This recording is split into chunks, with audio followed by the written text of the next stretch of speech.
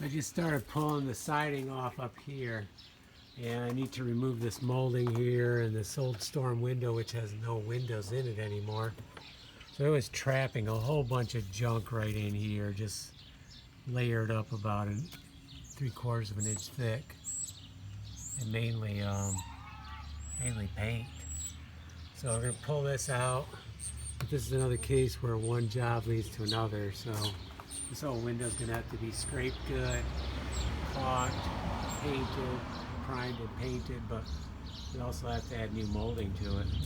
So that's what it looks like now. Nothing too exciting.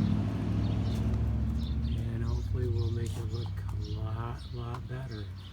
But right now we gotta get this siding off. We're gonna have to take the eaves trough down for now. I don't plan on using it eventually anyways, but okay, let's get back at it.